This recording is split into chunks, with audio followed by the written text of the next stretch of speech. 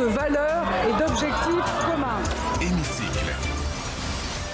Bonjour Extréa. Bonjour Steve, bonjour à tous. Et merci de nous rejoindre comme tous les vendredis dans le Grand Journal sur Radio J. Vous êtes le directeur adjoint de la rédaction du Figaro. On démarre avec le projet de réforme des retraites, évidemment. Dernière journée d'examen du texte à l'Assemblée nationale aujourd'hui en première lecture.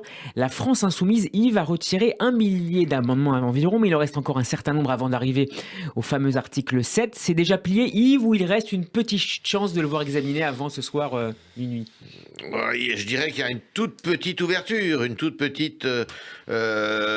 ouverture pour que effectivement on puisse accéder à l'article 7 et que cet article 7 soit discuté. Mais vraiment l'espoir est mince. Personne ne se fait trop d'illusions parce que personne en fait n'a vraiment envie d'aller à cette discussion. Pourquoi? Parce que il y a que des coups à prendre d'une certaine façon.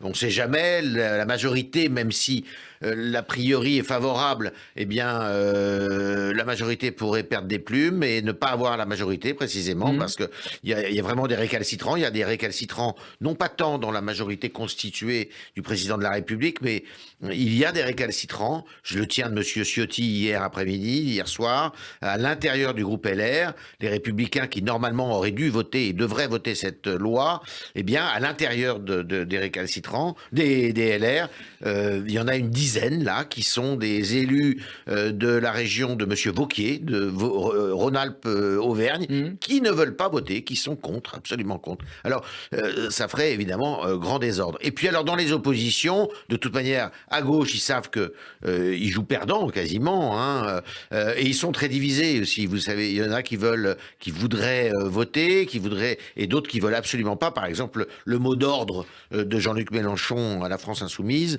c'est de tout faire pour que le vote n'ait pas lieu. Quant au Rassemblement national, il n'a rien à gagner. Alors il va déposer une motion de censure, qui va être examinée à partir de minuit. Et cette motion de censure n'a aucune chance d'aboutir. Donc pourquoi? De toute manière, aucune surprise à attendre non, aussi. Aucune surprise parce que de toute manière, la gauche ne va pas voter pour lui et la majorité présidentielle ne va pas voter pour cette motion de censure non plus. Donc elle n'aboutira à rien et il est fort probable que ce texte parvienne au Sénat, non pas la semaine prochaine, mais la semaine suivante, parce que pendant une semaine, ça va être, si vous me permettez l'expression, relâche publiquement, parce que dans la coulisse, ça va sans doute aussi continuer à négocier. Et au Sénat, il n'y a pas beaucoup de surprises à attendre, parce que la majorité est une majorité de droite, et avec une droite LR, les Républicains, qui est beaucoup plus disciplinée, et beaucoup plus déterminée, et beaucoup plus, je dirais, formée dans son corpus idéologique que la droite et les Républicains de l'Assemblée nationale, et eux, ils vont voter pour. Est-ce que l'issue de cette journée, Yves, peut avoir un impact, une incidence sur ce qui se passera dans la rue, notamment le 7 mars? Alors, ce que font beaucoup, et c'est le cas des syndicats, c'est que les syndicats mettent le paquet sur le 7 mars. La journée d'hier, jeudi, a été un semi-échec. On va parler franchement, ils étaient la moitié moins nombreux que d'habitude. Ils n'arrivent pas à beaucoup mobiliser. On va voir, le 7 mars, si sincèrement ils ne mobilisent pas beaucoup et s'il n'y a pas une France à l'arrêt comme ils le demandent, avec reconduction dans certains secteurs d'activité, on peut dire que l'affaire est pliée. Il y a des chances que cette réforme arrive à son terme. Alors, autre sujet sur lequel je voudrais qu'on vienne, Yves, la réception hier par Emmanuel Macron des membres du Forum de l'Islam de France. Le FORIF est appelé à prendre la relève du CFCM, le Conseil français du culte musulman. Le chef de l'État a indiqué qu'il y avait encore des montagnes à bouger, notamment en matière d'interférences étrangères.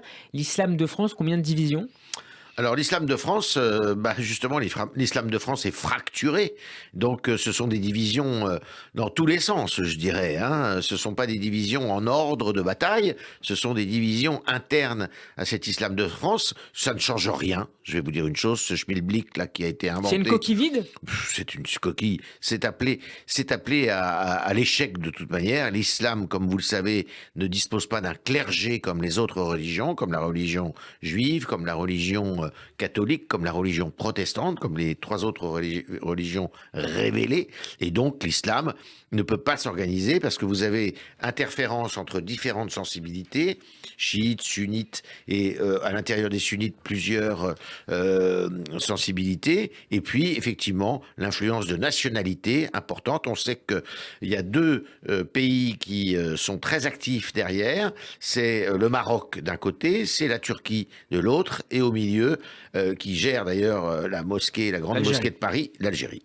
Est-ce que vous diriez qu'il y a une volonté de la part du président de la République de s'emparer de ce dossier-là qui est jusque-là comme ses beaucoup géré par le prédécesseurs, ministre comme Nicolas de l'Intérieur ? Sarkozy, d'une certaine façon, c'était cette volonté. C'est une espèce de réflexe, j'ai envie de dire napoléonien. Vous savez que Napoléon avait réussi à organiser la religion juive en France avec le grand Sanhédrin dans les années 1800. Eh bien, c'est le rêve de beaucoup qui veulent avoir un trophée là en disant voilà, vous voyez, l'islam est compatible avec non pas seulement les valeurs mais les institutions républicaines. Mais le problème, c'est que c'est très difficile à organiser et qu'à chaque fois ils se cassent les dents et qu'en plus, je vais vous dire une chose, c'est que ces institutions qu'il voudrait représentative ne serait que faiblement représentative, parce que vous avez énormément de musulmans qui ne réclament rien du tout, qui pratiquent leur religion quand ils la pratiquent dans le secret de leur intimité, et qui se moquent complètement de ceux qui les représentent. Merci beaucoup Yves Tréhard d'avoir été avec nous. Merci à vous. Hémicycle à réécouter un podcast sur radioj.fr et sur notre page YouTube. À vendredi prochain, bon week-end. Shabbat Shalom.